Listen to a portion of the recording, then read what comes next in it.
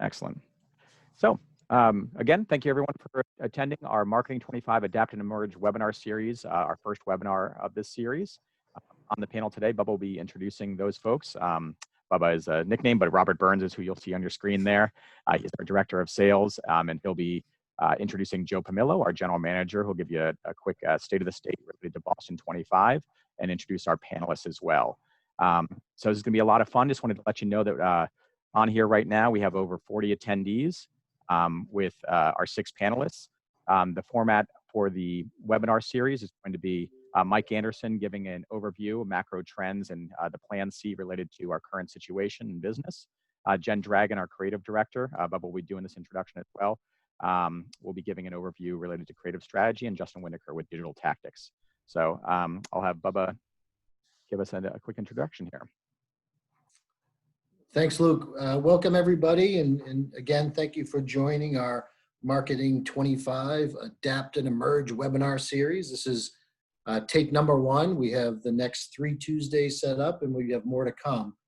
We're chock full of incredible content that the team's going to share with you. But first, the Adapt and Emerge. I think we all understand that we're going through a challenging time, personally, professionally. And how do we adapt to the current situation, and how do we emerge and come out of this thing stronger? That's our goal. Our goal is to help you and be a resource to help you navigate these uncharted waters, because no one's been through this before, and I think we have some great minds here and some really important information that we can share with you from not only Boston but across the country. So thank you for joining us today in webinars.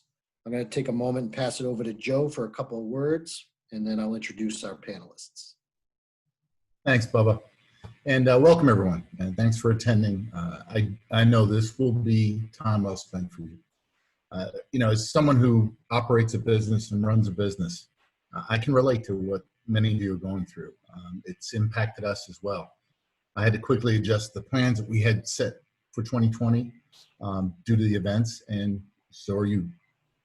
Boston 25, you know, we're fortunate that we have the resource to quickly react and develop Plan C, because that's really where we are. Plan B's out the window already. We're on Plan C.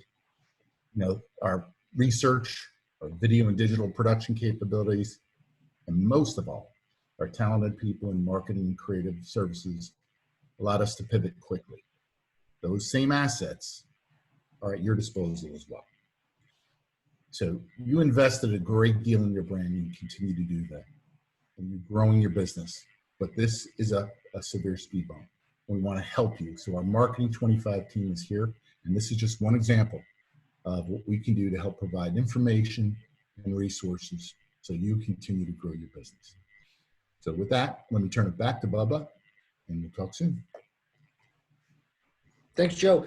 So I'm excited to introduce our 3 presenters. Mike Anderson, he is Sales Enablement Director for Cox Media Group. Jennifer Dragon, our Creative Director for CMG. And Justin Winnaker, our Director of Digital Strategy, CMG. So I'm going to pass it over to Michael to kick it off. Actually, before Mike jumps right in, I just wanted to throw one thing at the attendees. We're actually at 54 attendees now, which is fantastic, and thank you everyone for attending. On the bottom of your screen, you'll see Q&A there. So if you click on Q&A, it'll pop up a window. Those are where you can add open questions, which we can address in the Q&A session. And you can also see the answered questions if we're able to type those answers in as one of the presenters is speaking. So thank you very much. I'm just going to share my screen and spotlight Mike so that we can take it away. One second here.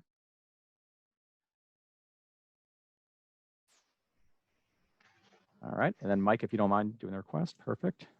You should be able to go. Sure. First of all, Bubba, Joe, Luke, thank you, fellow panelists and guests. My wheelhouse to get into this is in the area of industry and consumer trends, marketing research, marketing strategy. So watching those, it's a fascinating time to have my job right now because there is a lot to watch. And we're going to jump in and try and help you take advantage of what that looks like. I'm not getting any responsiveness out of the system right now, Luke. So you may have to go ahead and advance the slides, regain control. It's not behaving kindly.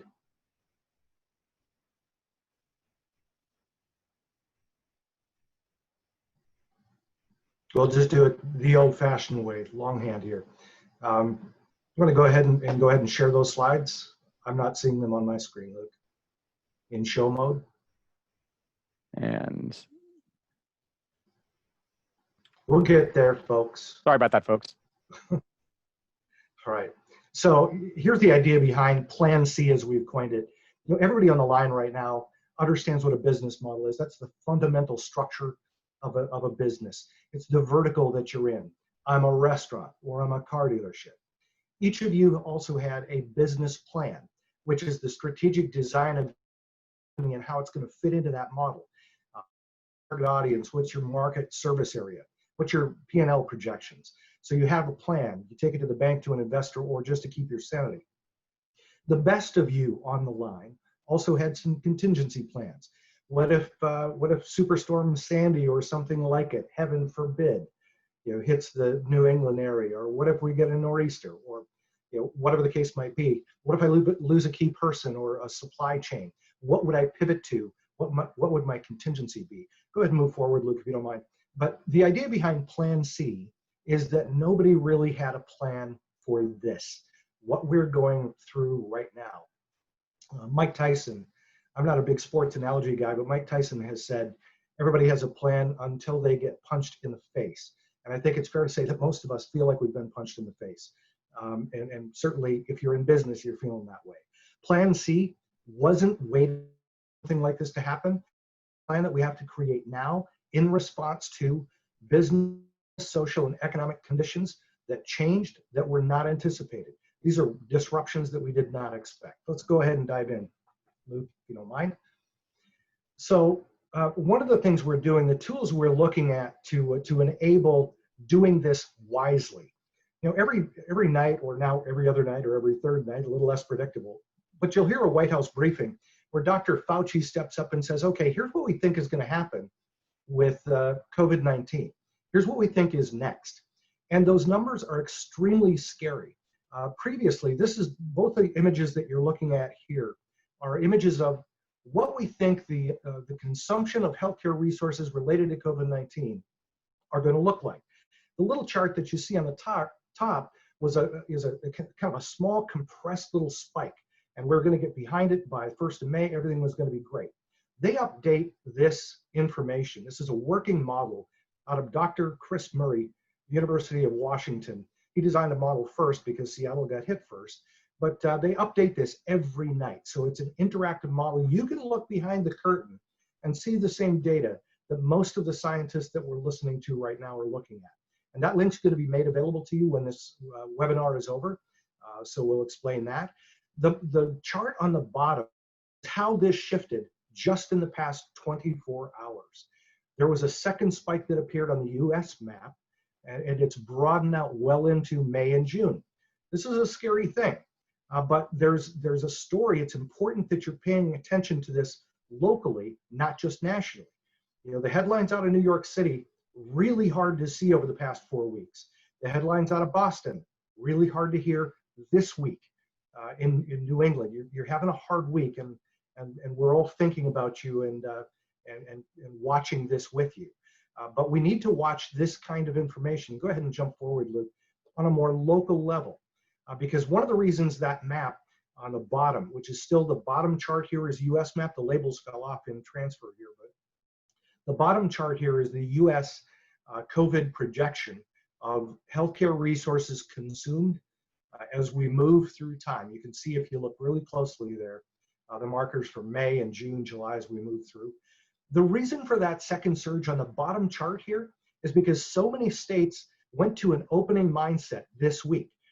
Florida, I mean, down here where I am in Jacksonville, you can go get a tattoo on your way to the bowling parlor or bowling alley. So, we're a little bit more lax than you are up in New England.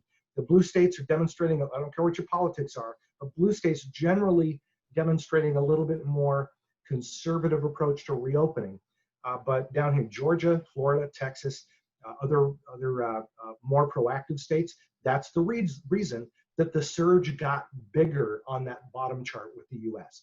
Massachusetts is shown on the top chart on this page. Still a spike, still a little bit of a surge there, but we're past the worst of it as we exit this week, and that's really important to know.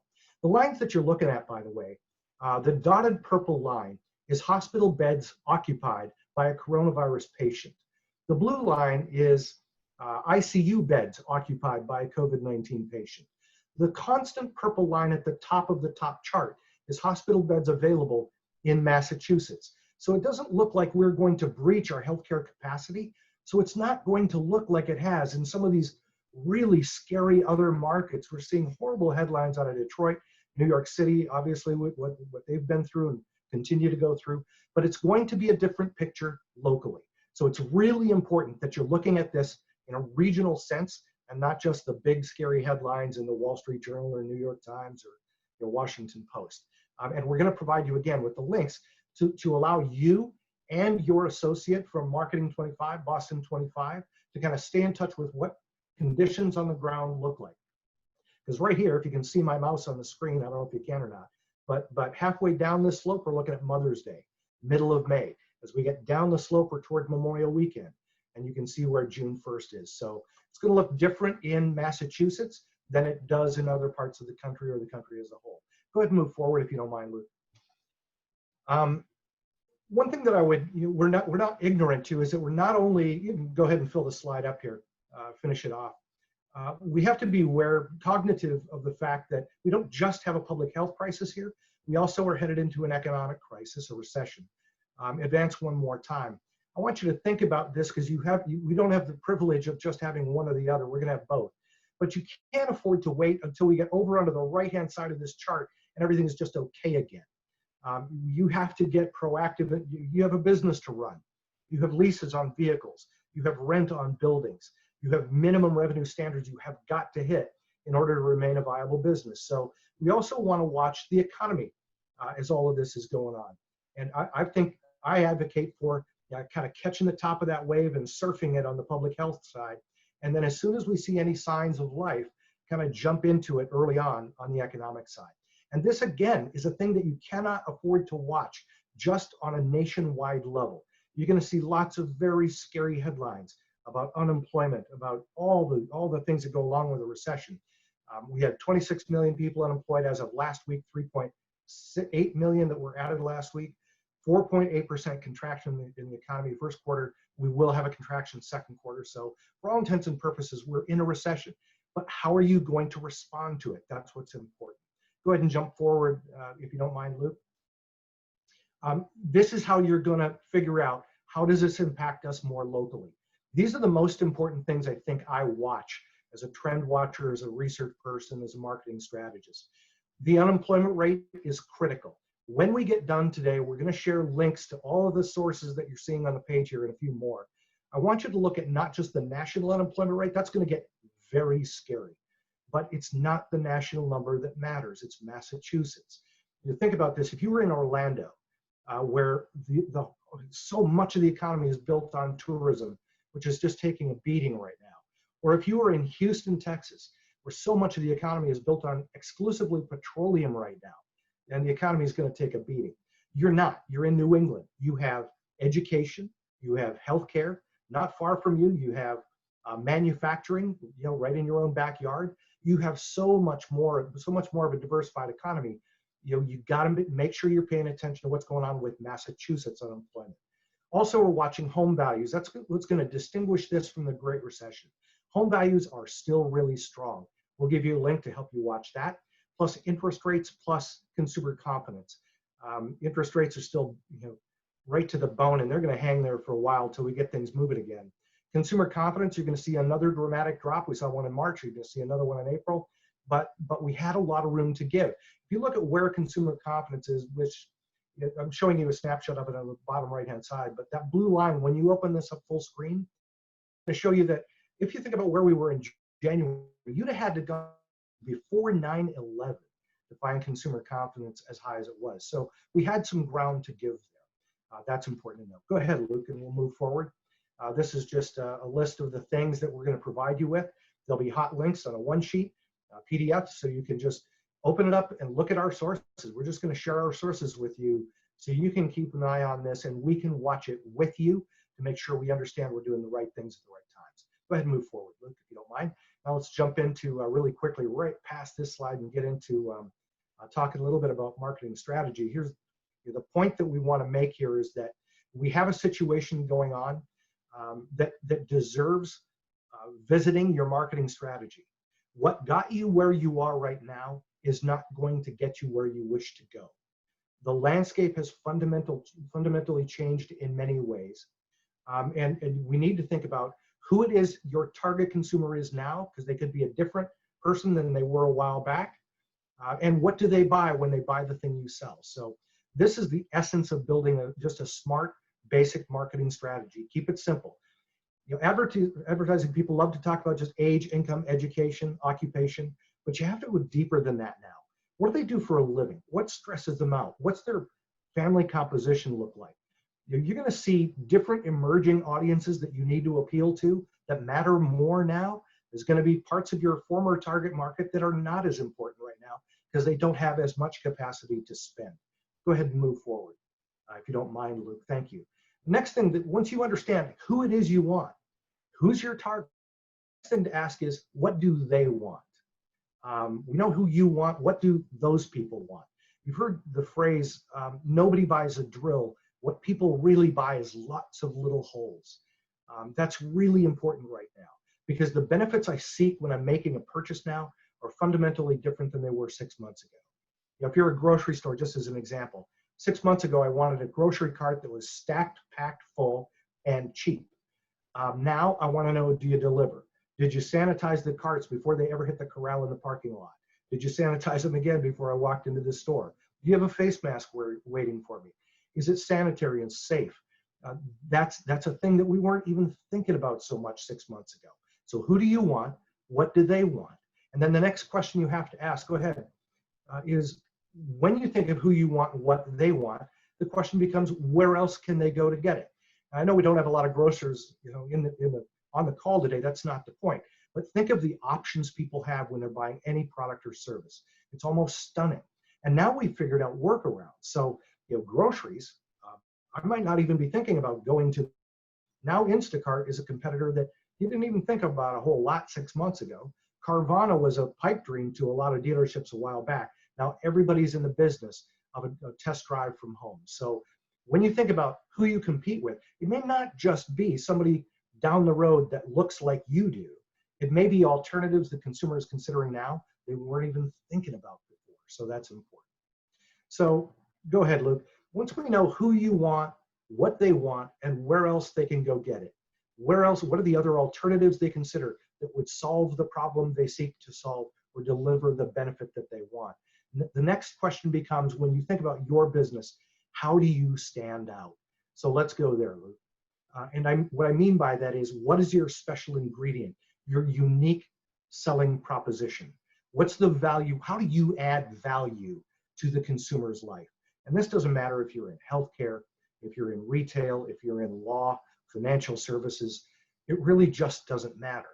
Thinking about the consumer and what matters most to them.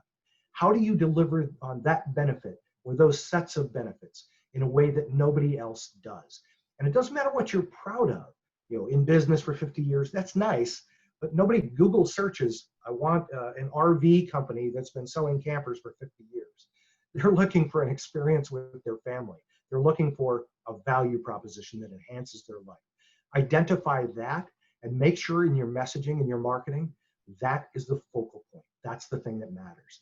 We could go deeper into this later. Go ahead and move ahead, Luke, to talk about economy and watching the apex.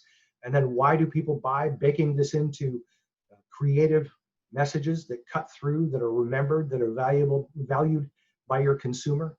Jen Dragon's going to get into that just a second, though, but you need to separate yourself from the pack more than ever before.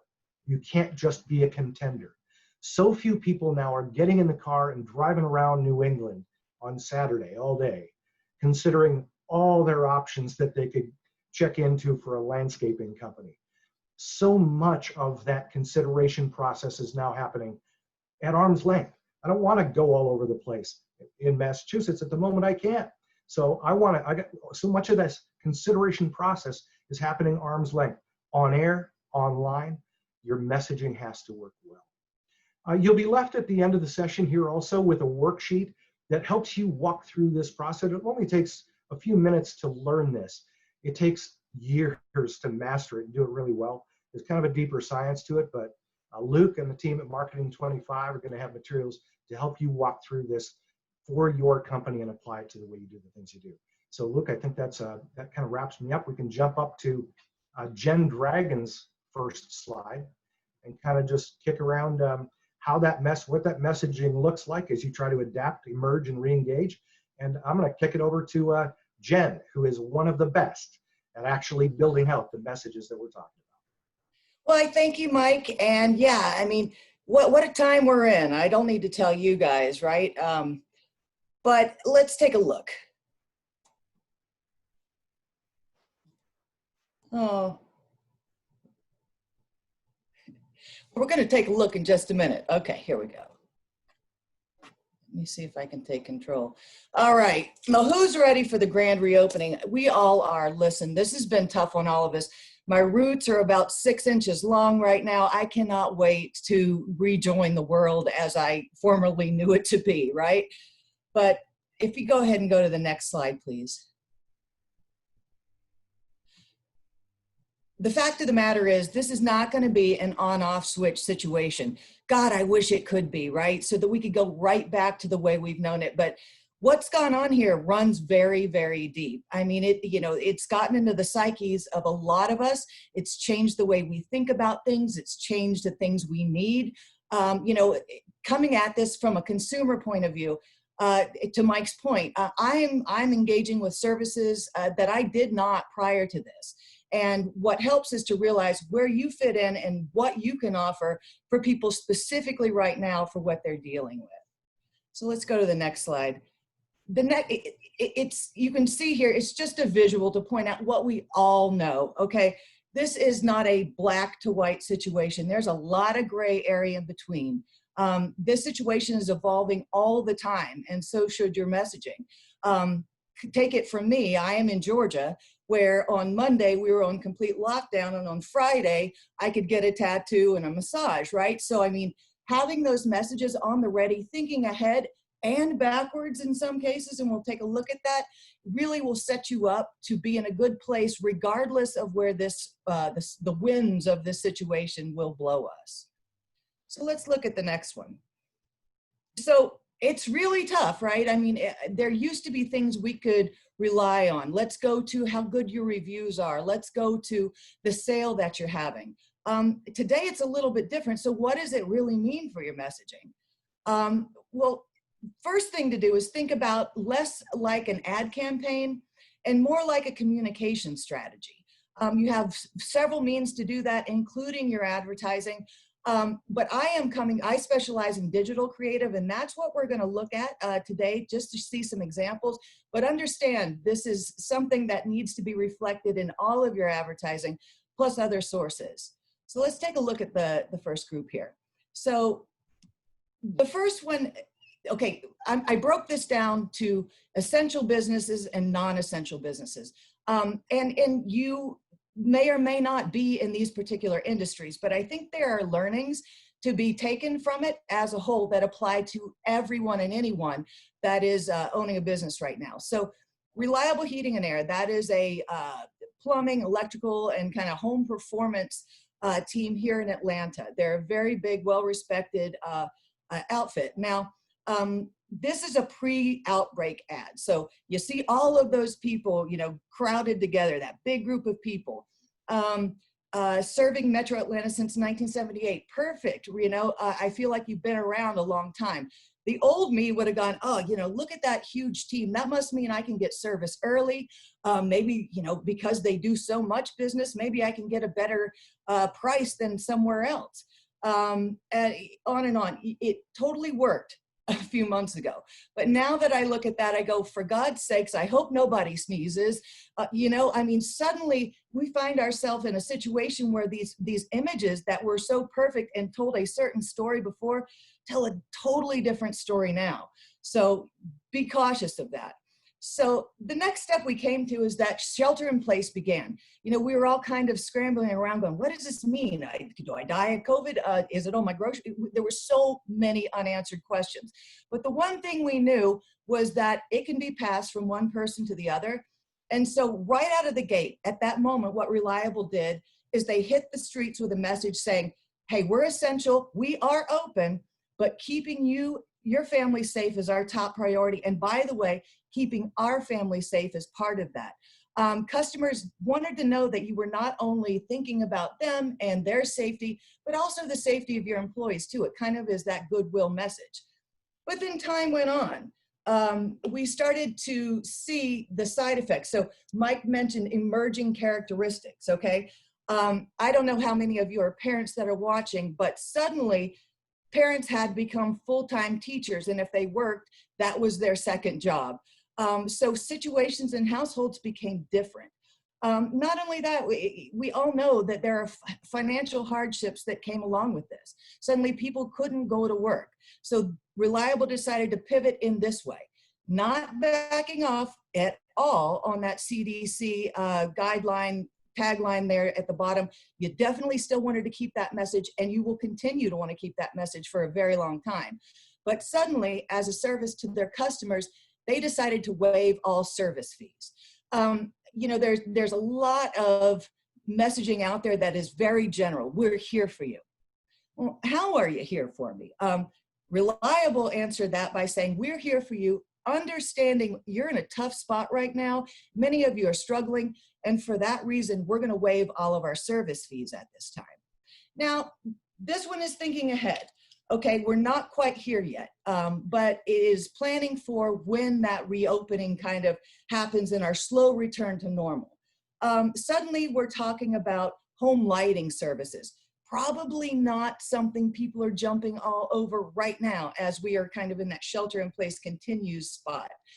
But, you know, as time goes on and people are able to get back to work, you know, they'll start thinking about these non-essential services being offered way more than they are now. Still, we'll look for a discount, right? I mean, who doesn't want a deal in any situation? But this whole economy is not going to turn around on a dime. Again, wish it would. But the biggest part to pay attention to here is that even if we're returning to normal, in the heads and hearts of so many of us, we are still going to want to know that you are respecting, you know, the CDC guidelines. That's just something that is going to have to be part of your messaging for some time to come. So we've looked at an essential service. Now, what happens if you're a non-essential service, such as a retail establishment? In this particular case, American Casual Living. It's a high-end outdoor furniture store here in Atlanta. And this was a pre-outbreak ad. Look at all those people. Well, you know what I'm going to say? I hope no one sneezes, because I truly do. When I look at that right now, it has the opposite effect than what it should. And not to mention outdoor entertaining at its finest, not the right message for right now. But again, this was pre-outbreak. It was fine. But now that shelter in place began, well, this is not an essential business. So what they did right off the top was offer you alternate ways to do business with them. Suddenly, they're promoting shop online versus visit our showroom. Also giving the option to shop by FaceTime, where they would literally walk around with a phone. Hey, do you like this one? Hey, you know what would look great with that? This thing. Not a way that they ever planned to do business before. The headline, design while distancing. That just shows you get it, right? You are in step with what's going on. You're not thinking that this thing never happened. All right, so jump ahead. Now, you remember that lady with the cat on her head from the last set of ads, okay? Well, what we found as we got deeper into this, that while we were all at home, our homes became a little bit of a prison, right? So now that messaging has shifted toward create a perfect escape right at home. Hey, we know you're home, but we also know you probably need an escape from home. Can't really do that, but what if you made your backyard nice and a place where you could go to relax, recoup, and do all that? Again, not losing that shop online and shop by FaceTime, because that's the way you have to do business now, but kind of pivoting the message to speak directly to what people's current situation is. And so as we look ahead for a business like this, keeping in mind that, you know, all these fears are still going to exist within the consumer for a long time, rather than, hey, we're back, come in and shop with us, take it easy, right? Kind of ease into it a little bit by thinking about something like a sidewalk sale. Again, this is furniture, but if you have any situation where people are coming into your establishment, if there's a way they don't have to right at first, don't make them. Give them the option to do some of their business outside. Down there, the message, shop safely in the open air and free face masks for all shoppers. Once again, 6 months ago, that would have looked crazy. But right now, not only is it something people are having a hard time getting a hold of, but face masks also reinforce the message that you get what's going on, you get that it's not over, but we're moving ahead, and please come in and see us because we're taking all this very seriously. So on the next slide, there's some just examples of interesting and creative ways that we've seen people kind of linger in that shelter in place continues point. They've made all their initial statements about being CDC compliant and all that, but then there's that middle part where you're speaking directly to the consumer based on their current set of needs. So Wellstar Hospital System here, they took the thought leadership approach, right? This is their business. Now, they're not claiming to be Dr. Fauci. They're not talking about, you know, things that are sort of out of the league. But let me give you the facts as a medical professional. And this just doesn't have to be a hospital system. Also, pediatrician's office. Here's 5 strategies for getting your kids to wash their hands.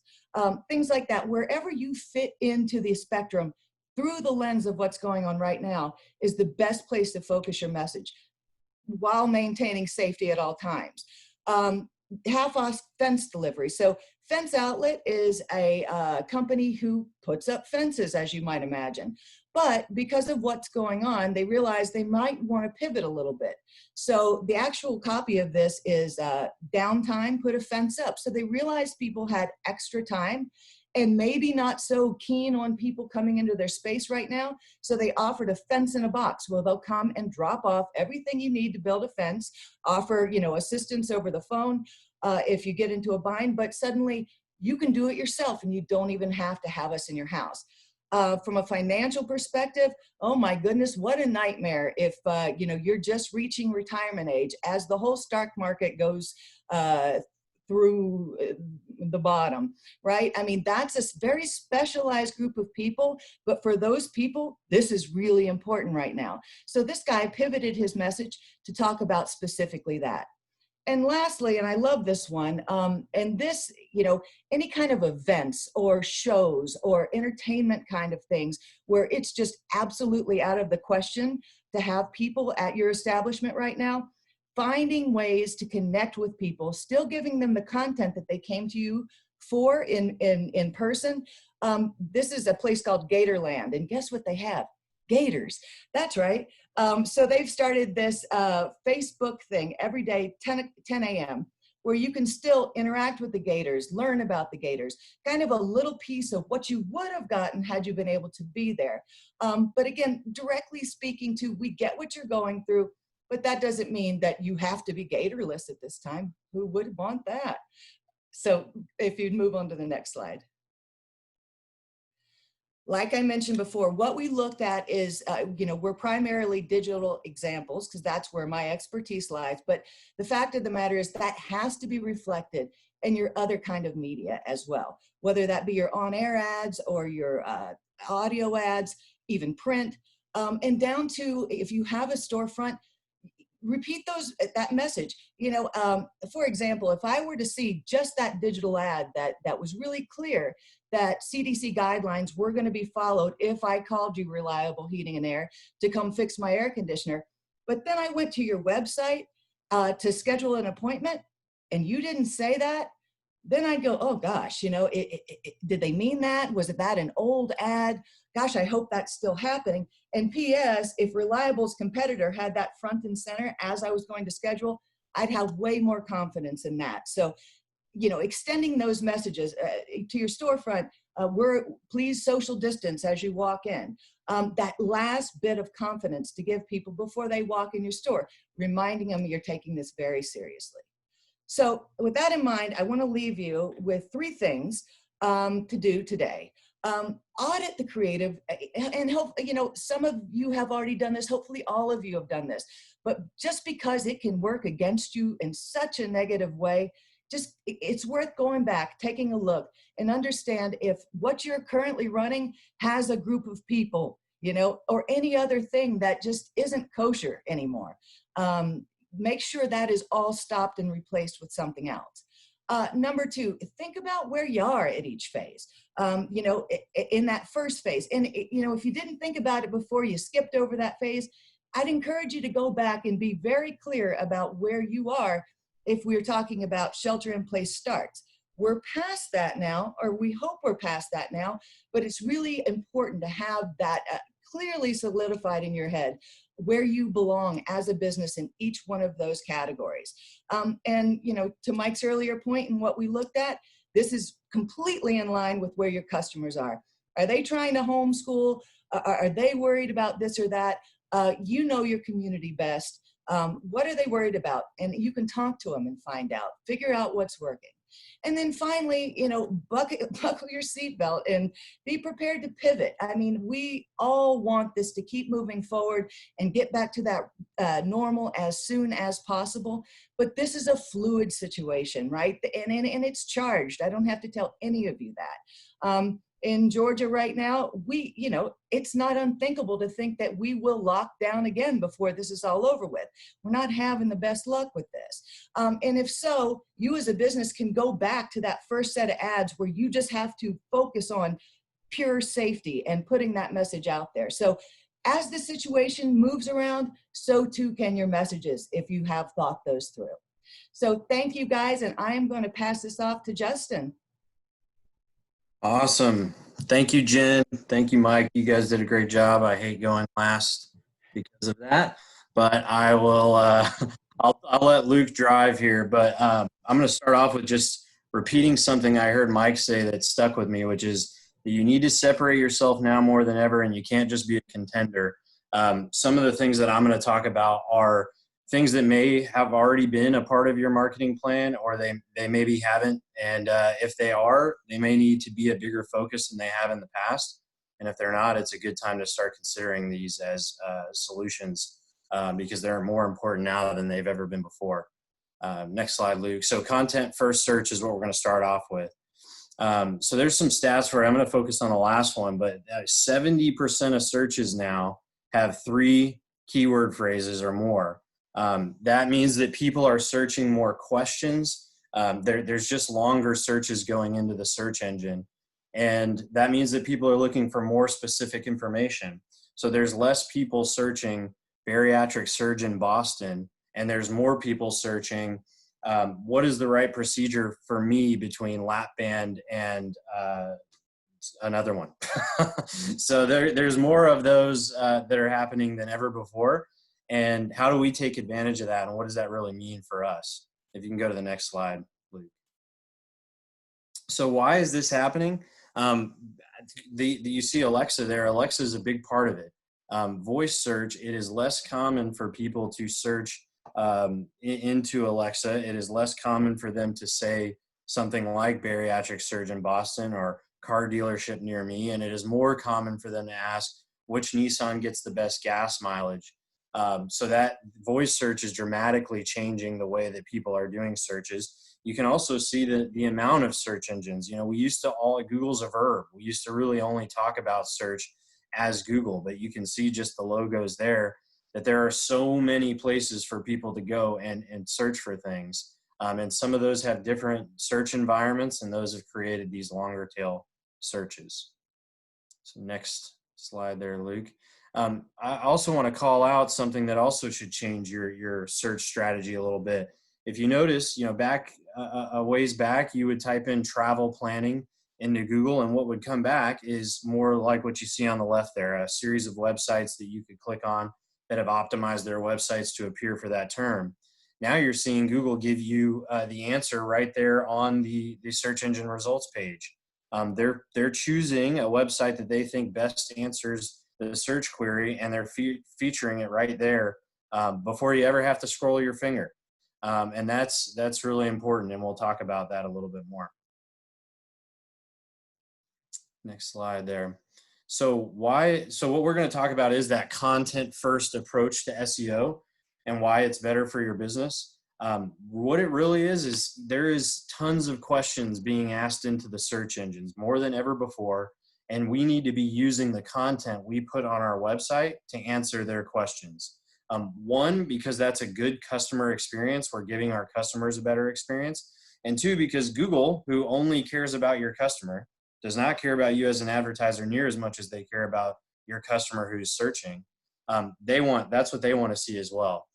And what does this do? I mean, this is using content to drive new people to your website instead of just creating content for the people who've already landed on your website.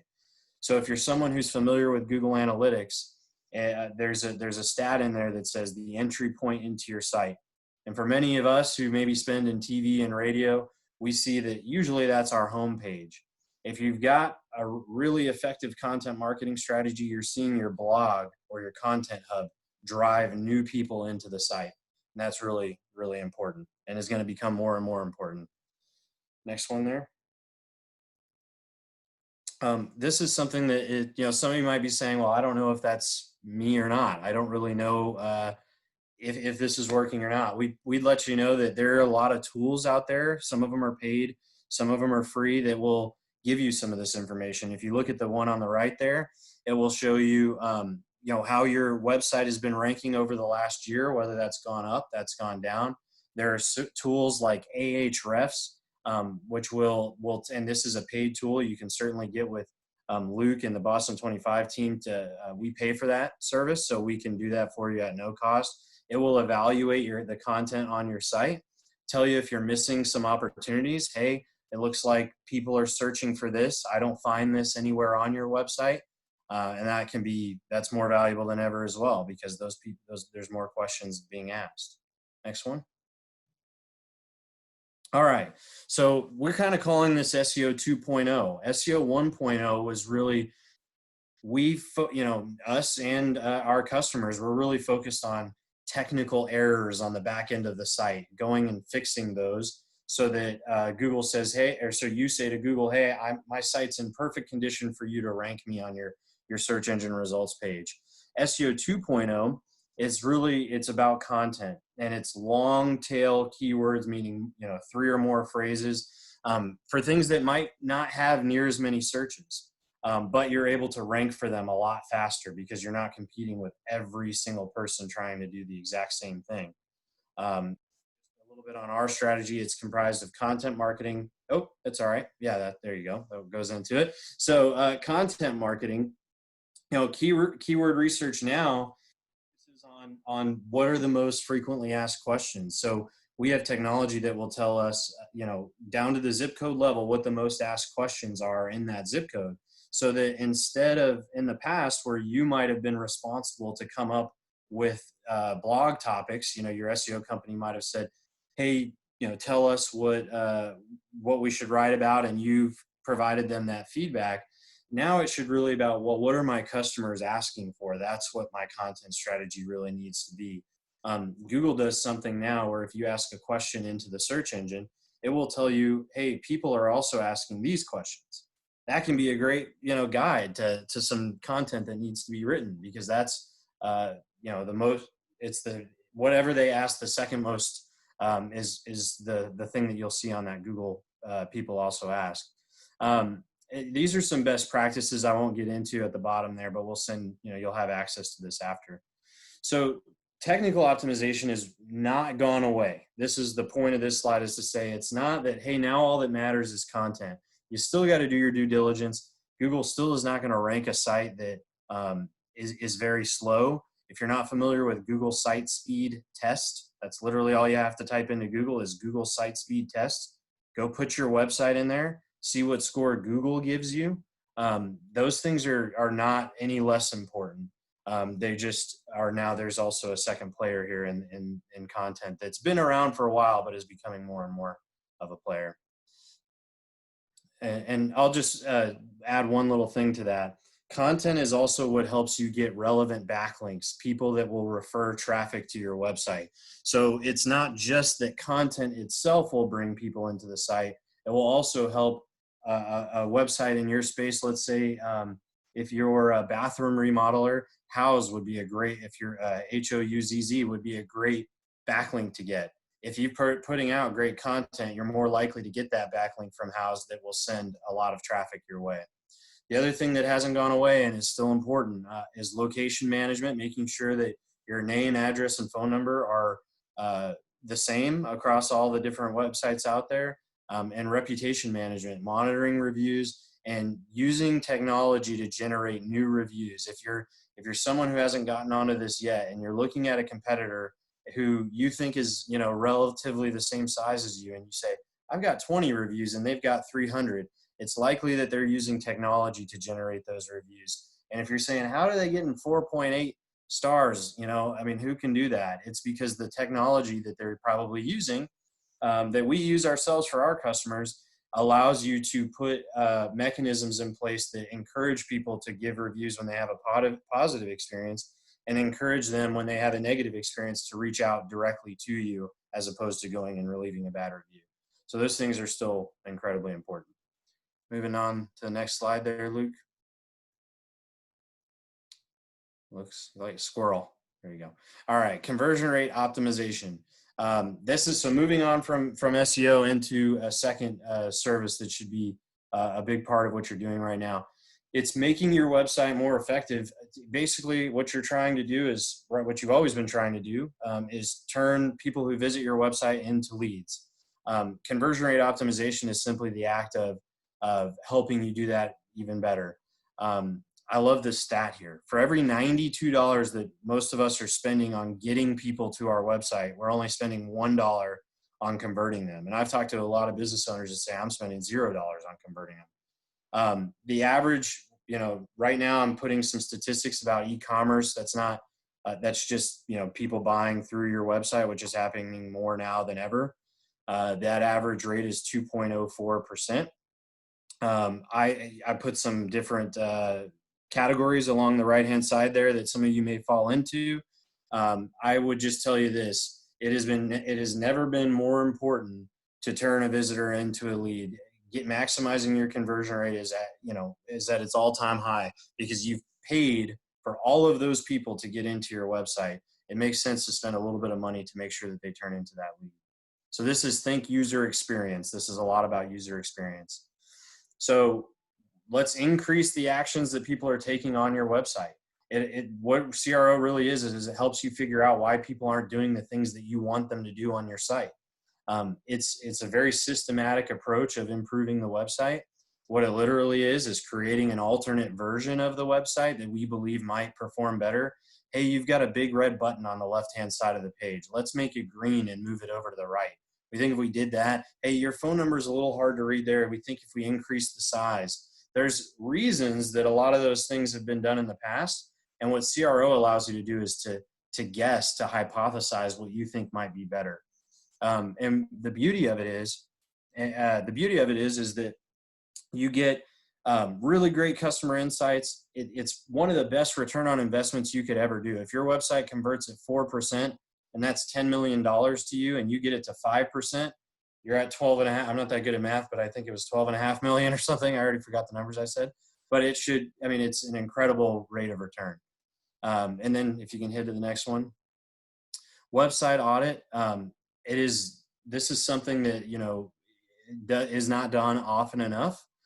This is something that we do, but there's a lot of places that you can get something like this done. But it's not the audit of your SEO. It is the audit of the user experience on your website.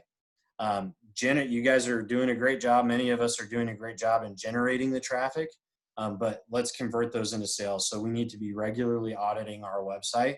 And that looks at, you know, heat mapping the website, seeing who scrolls where. And I know Luke is rushing me here, so let's move to the next one.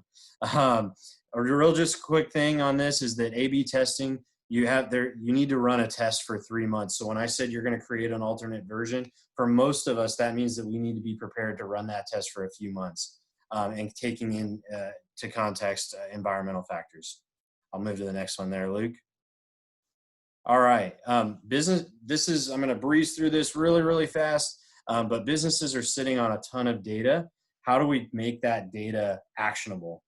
Next slide there, Luke. Next slide, Luke. I'm going to try to really breeze through this for you.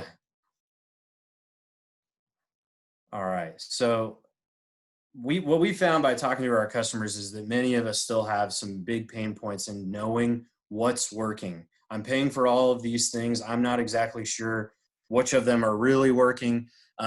All of my media partners come and tell me that they drove all my leads. Who's telling the truth? Who's lying? This is going to show you that sometimes, you know, everybody's telling the truth, and then sometimes none of us are. So let's go to the next one there, Luke. All right, so we can go to the next one. Sorry, I'm going to try to get to the really important, juicy stuff here.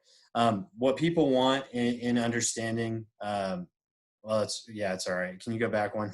What people want in understanding their marketing, they want trust, transparency. They want people who've got experience in their industry. They want you to integrate with their data sources, their CRM. They want you to report on sales. Don't report to me on leads. Tell me how much revenue I got from what you did. So next slide.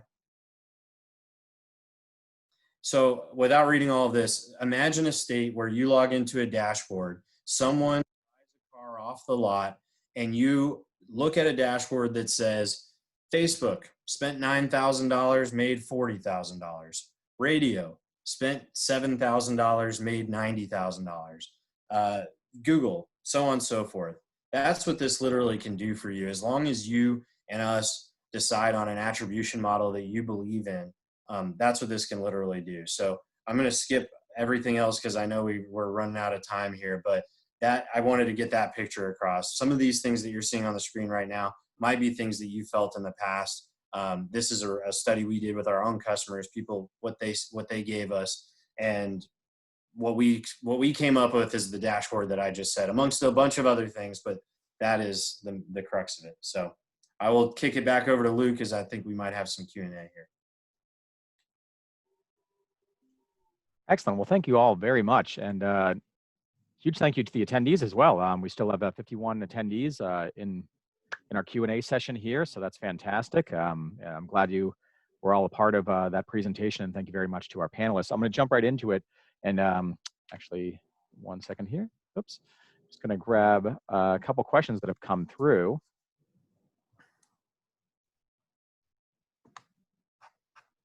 And first one's going to be from Mike. What does a completed Plan C look like? Could you repeat that, Luke? What does a completed Plan C look like when you're creating your Plan C? It doesn't, because it's not completed ever. It's a set of contingencies you're going to build in response to changing conditions, things that are constantly moving. Over the next 24 months at least, you can expect that's the case.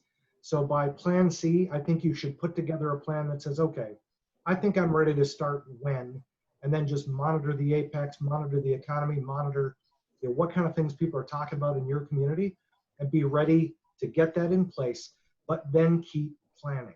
Because if you get a second surge, or if things go extremely well, or if the economy comes back way faster than you thought, you're going to want to tweak along the way. So I think the most important thing about Plan C is to make sure you're working with someone that is patient with you and ready to adapt as fast as they possibly can, and is just thinking through with you the alternatives that you might not see.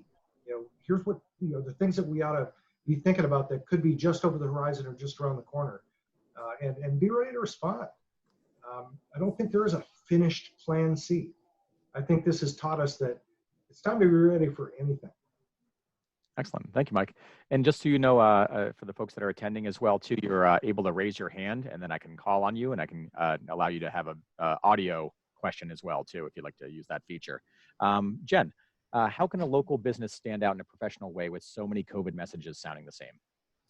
Yeah, I mean, I think the most effective ones right now are speaking directly, doing something for the customer, right? Cutting through the empty messages of we're here for you, we're always here for you. Well, Court, you've always been in business. Okay, I get that, but that doesn't help me right now, who's waiting on that stimulus check, who may have been laid off. I mean, finding that way to, not only mention, okay, you're COVID compliant, but really tactical things that your business has done to make this a better and safer place.